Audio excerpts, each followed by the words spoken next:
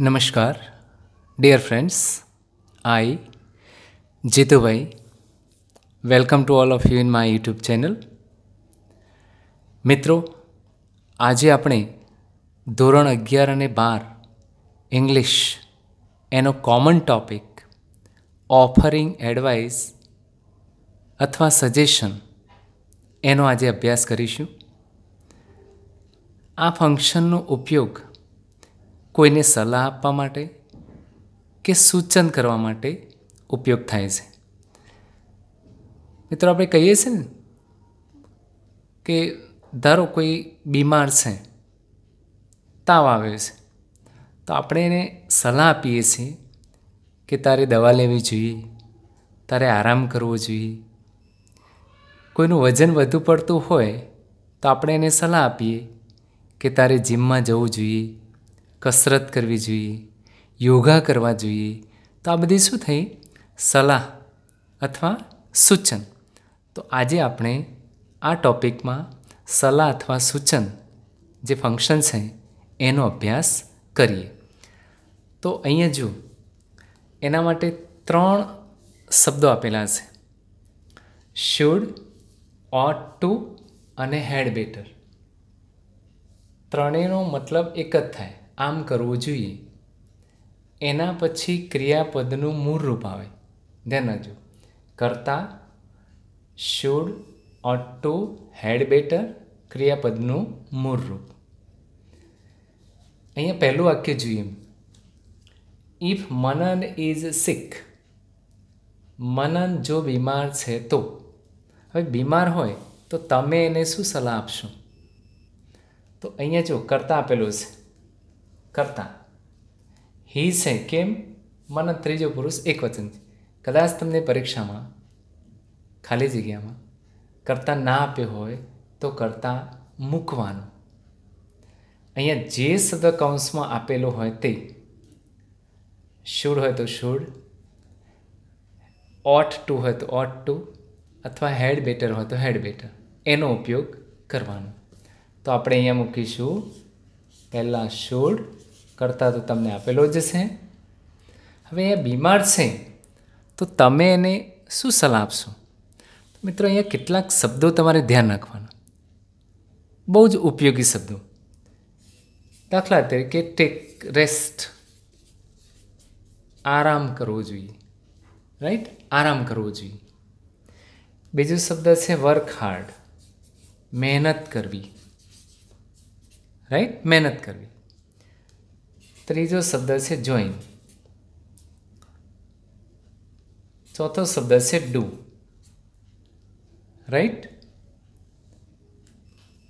આગળ શબ્દ જઈએ તો ટેક, લેવું, અને એકાદ શબ્દ લઈએ તો કોન્ટેક્ટ, સંપર્ક કરવો।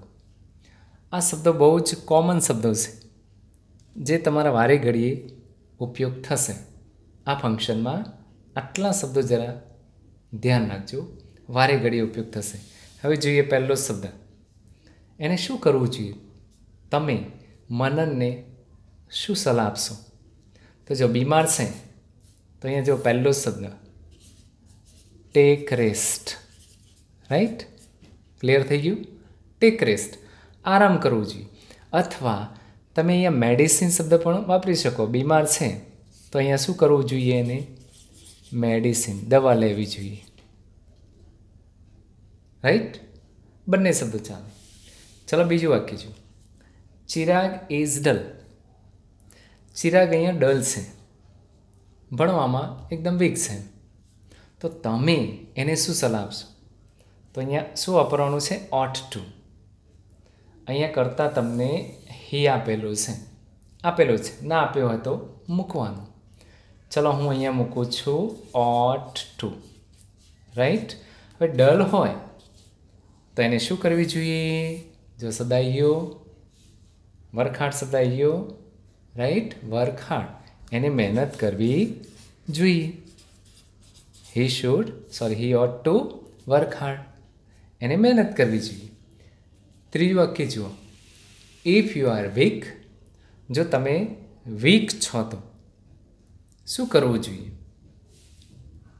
તો અહીંયા જો કર્તા આપેલો નથી તો આપણે આ પ્રમાણે મૂકીએ. કર્તા જો આગળના વાક્યમાં જે આપ્યું હોય એ કરતાં અહીંયા આપણે મૂકીશું યુ. રાઈટ. અહીંયા તમને શું વાપરવાનું કીધું છે? Had better. તો આપણે મૂકીએ હેડ બેટર. હવે અહીંયા વીક હોય, તમે નબળા છો, તે શું કરવું જોઈએ? તો હું અહીંયા લખું, ચાલો ડુ. તો અહીંયા શબ્દ આવી ગયો ડુ શબ્દ. રાઈટ. શું કરવું જોઈએ? તો આપણે એને સલાહ આપીએ યોગા કરવા જોઈએ. અથવા અહીંયા બીજો શબ્દ લખી શકાય, જોઈન જીમ. રાઈટ. જીમમાં જોડાવવું જોઈએ. રાઈટ. તો જોઈન શબ્દ પણ આવી ગયો, ડુ પણ શબ્દ આવી ગયો. હવે આગળ જઈએ. નંબર 4.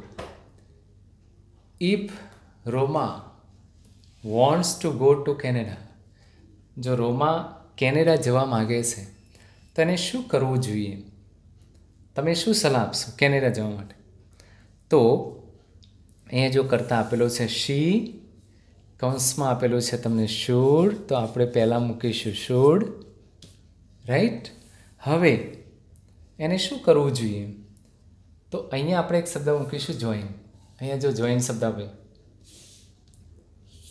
શું જોઈન કરવું જોઈએ? તો આપણે લખીએ જોઈન. રાઈટ. ફોરેન જવું હોય તો એના માટે કઈ પરીક્ષા છે? IELTS ક્લાસીસ જોઈન કરવા જોઈએ. રાઈટ. રોમાને જો કેનેડા જવું છે તો she should join IELTS classes. આ ફોરેન જવા માટે આ પરીક્ષા જરૂરી છે. International English language testing system. હા, એની પરીક્ષા છે. ક્લિયર. 5મું છેલ્લું વાક્ય જોઈએ. Goli wants to reduce his weight.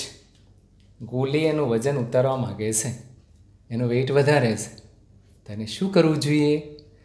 તો અહીંયા જો શો હી કરતાં આપેલું છે, કૌંસમાં તમને શું વાપરવાનું કીધું છે? Had better. હા, હેડ બેટર વાપરવાનું છે. તો પહેલાં આપણે મૂકીશું હેડ બેટર. રાઈટ. વજન ઉતારવું છે તો એને શું કરવું જોઈએ? તો જો અહીંયા જોઈન શબ્દ છે, આવી ગયો જોઈન. તો આ જોઈન, શું જોઈન કરવું જોઈએ? જીમ. રાઈટ. અથવા બીજો શબ્દ મુકાય ડુ યોગા. યોગા કરવા જોઈએ. રાઈટ. અથવા ત્રીજો શબ્દ ડુ એક્સરસાઇઝ. કસરત કરવી જોઈએ. આટલામાંથી ગમે તે શબ્દ તમે મૂકી શકો છો. ક્લિયર થઈ ગયું મિત્રો? બહુ ઇઝી ટૉપિક છે. આ જરા શબ્દો ધ્યાન રાખજો. બહુ જ ઉપયોગ તમને કામ આવશે. હવે આગળ આપણે બીજી એક સીટ જોઈ લઈએ. હવે તમને કામ આવે વધારે એક્ઝામ્પલ જોઈ લઈએ. માયા ઇઝ સફરિંગ ફ્રોમ ફીવર. માયાને સખત તાવ છે અથવા તાવમાં પીડાઈ રહી છે, તો તમે એને શું સલાહ આપશો? તો અહીંયા કરતા આપેલો છે, જો ના આપ્યો હોય તો શી મૂકવાનો. કૌંસમાં શું આપ્યું છે? શુડ. તો આપણે મૂકીશું અહીંયા શુડ. હવે તાવ છે તો તમે એને શું સલાહ આપશો? તો અહીંયા આપણે આગળ જોઈ ગયા એમ ટેક રેસ્ટ, આરામ કરવું જોઈએ. અથવા ટેક મેડિસિન પણ લખી શકાય. Tech medicine. રાઈટ. મેડિસિન લેવી જોઈએ. She should take rest. She should take medicine. Right. Fever છે એટલે. કોલ્ડ એન્ડ કફ, શરદી અથવા ખાંસી થઈ હોય તો પણ આ ધ્યાન રાખવાનું. આ જ વાક્ય આવે he should take rest, she should take rest. અથવા હી શુડ ટેક મેડિસિન અથવા હી શુડ ટેક મેડિસિન. બધા માટે કોમન શબ્દ છે. Number 2, it's raining. વરસાદ પડી રહ્યો છે. સો તમારે અહીંયા કરતા આપેલો છે, જો હેડ બેટર વાપરવાનું છે. કૌંસમાં હેડ બેટર આપ્યું છે. શું કરવું જોઈએ? તો અહીંયા ઘણા બધા રસ્તાઓ છે. ટેક એન અમ્બ્રેલા, રાઈટ, છત્રી લેવી જોઈએ, અથવા સ્ટે એટ હોમ, કાં તો ઘરે રહેવું જોઈએ. છત્રી લઈને જ જવી જોઈએ, આ તમને સલાહ છે. કાં તો had better stay at home, તમારે ઘરે રહેવું જોઈએ, આ તમને સજેશન સલાહ છે. ત્રીજું વાક્ય જુઓ, Maya wants to improve English. Maya English સુધારવા માગે છે, તો એને શું કરવું જોઈએ? તો અહીંયા જો કરતા આપેલો છે, ના આપ્યો હોય તો માયાને ધ્યાનમાં રાખી શી કરતા મૂકવું. અહીંયા આપણે મૂકીશું હેડ બેટર, રાઈટ. ચલો મૂક્યું હેડ બેટર. હવે ઇંગ્લિશ સુધારવું છે તો શું કરવું જોઈએ? તો આગળ એક શબ્દ આપણે જોઈ ગયા, જોઈન. શું જોઈન કરવું જોઈએ? Spoken English classes. Spoken English classes join કરવા જોઈએ, આ એની એક સલાહ છે. Number 4, Ramu has worked hard without a break.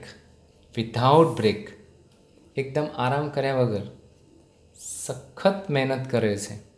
તો હવે સખત મહેનત કરતો હોય બ્રેક વગર, સહેજે આરામ વગર, તો તમે એને શું સલાહ આપશો? તો અહીંયા શું આપ્યું છે? જો અહીંયા કરતા નથી તો આપણે રામુ માટે મૂકીશું હી. અહીંયા આપ્યું છે શુડ, તો મૂકીશું પહેલાં શુડ. હવે સખત મહેનત કરે છે તેને શું કરવું જોઈએ બ્રેક વગર? તો આપણે લખીએ, અહીંયા કોમન શબ્દ છે આપણો આ, take rest. He should take rest, એને આરામ કરવો જોઈએ. Sumit got only 38 marks in chemistry. કેમેસ્ટ્રીમાં ફક્ત સુમિતને 38 માર્ક્સ છે. સો હી, તો એને શું કરવું જોઈએ? તમે એને શું સલાહ આપશો? આટલા ઓછા માર્ક્સ છે તો અહીંયા હી તો આપેલું છે કરતાં, અહીંયા મૂકીશું આપણે શુડ. હવે ઓછા માર્ક્સ હોય તો એને શું કરવું જોઈએ? તો આગળ શબ્દ આપણે લખી દીધું, વર્ક હાર્ડ, રાઈટ. અહીંયા લખવું હોય તો તમારે ઇન કેમેસ્ટ્રી લખી શકાય, ઇન કેમેસ્ટ્રી. કેમેસ્ટ્રીમાં મહેનત કરવી જોઈએ. એ જ રીતે છેલ્લું વાક્ય, નૈયા કેનોટ સોલ્વ ધ સમ. સમ દાખલો એનો ઉકેલ લાવી શકતી નથી. સો તેથી શી, એને શું કરવું જોઈએ? દાખલાનો ઉકેલ આવતો નથી તો તમે એને શું સલાહ આપશો? અહીંયા વાપરવાનું છે આપણે હેડ બેટર.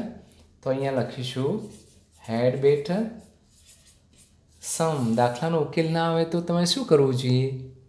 તો કોન્ટેક્ટ. Had better contact. કોનો કોન્ટેક્ટ કરો? તો મેથ્સ ટીચર, રાઈટ. તમારે મેથ્સ ટીચરનો કોન્ટેક્ટ કરવો જોઈએ, અથવા એને મેથ્સ ટીચરની જોડે જવું જોઈએ, અથવા કોન્ટેક્ટ કરવો જોઈએ. આ આપણે એને સલાહ આપી, એડવાઇસ આપી. ઓકે મિત્રો, અહીંયા આપણે એક્સરસાઇઝ પૂરી કરીએ. છેલ્લે એક રિસ્પોન્ડ પરીક્ષામાં પૂછાય છે, ધ્યાન રાખજો. રિસ્પોન્ડ સેક્શન એમાં એક રિસ્પોન્ડ પૂછાય છે, એક ડાયલોગ. તમારે એમ ઓફરિંગ્સ એડવાઇસ અથવા સજેશન તરીકે કયું વાક્ય સાચું છે એ શોધી બતાવવાનું છે, રાઈટ. જોઈએ, son, I am not feeling well today. મને આજે સારું નથી. સારું નથી, તાવ આવે છે, શરદી થઈ છે, ગમે તે. I will not go to school. હું આજે સ્કૂલમાં નહીં જાઉં. મમ્મીને કહે છે, son, I am not feeling well today. મને આજે સારું નથી. I will not go to school. હું આજે સ્કૂલે નહીં જાઉં. તો મમ્મી એને સજેશન શું આપશે? સજેશન શું આપશે? તો ધ્યાન રાખજો મિત્રો, અહીંયા 4 ઓપ્શન આપેલા હશે, 4 ઓપ્શન. તો કયો ઓપ્શન સાચું બનશે એ જોઈ લઈએ. તો હવે ધ્યાન રાખજો, બીમાર છે, સ્કૂલે જશે નહીં, તો શું સલાહ આપશે? Mother, you should work hard. તારે મહેનત કરવી જોઈએ એવી સલાહ આપવી જોઈએ? તો ના. ભલે અહીંયા શુડ છે પણ અહીંયા વર્ક હાર્ડ તો ના જ કરાય, કારણ કે બીમાર છે. તો એવી સલાહ મમ્મી આપી શકે નહીં. તો આ વાક્ય ખોટું છે. રાઈટ. બીજું વાક્ય કહ્યું, you had better go to school. અહીંયા એમ કહે છે હું સ્કૂલે નહીં જાઉં. અહીંયા મમ્મી એમ કહે છે had better go to school, સ્કૂલે જવું જોઈએ. તો આ વાક્ય પણ ખોટું છે. ત્રીજું વાક્ય જુઓ, you oat to take rest. હા, ઓટ પછી હંમેશા ટુ આવે, ટુ પછી ક્રિયાપદનું મૂળું. આરામ કરવો જોઈએ. જુઓ, સારું નથી તો સલાહ શું આપવી જોઈએ? આરામ કરવો જોઈએ. આ વાક્ય સાચું છે. રાઈટ. સી વાક્ય સાચું છે. ચોથું વાક્ય જુઓ, work hard in order to improve your health. મહેનત કરવી જોઈએ હેલ્થ સુધારવા માટે. અહીંયા ઇન ઓર્ડર ટુ તો પર્પસમાં આવે. અહીંયા કોઈ ઓટ ટુ શબ્દ નથી, હેડ બેટર શબ્દ નથી, કે શુડ પણ શબ્દ નથી. રાઈટ. એટલે આ વાક્ય ખોટું છે. આ વાક્ય તમારું સાચું છે, ધ્યાન રાખજો. ભલે આમાં શુડ અને હેડ બેટર છે, પણ પાછળ મિનિંગ ક્લિયર થતો નથી.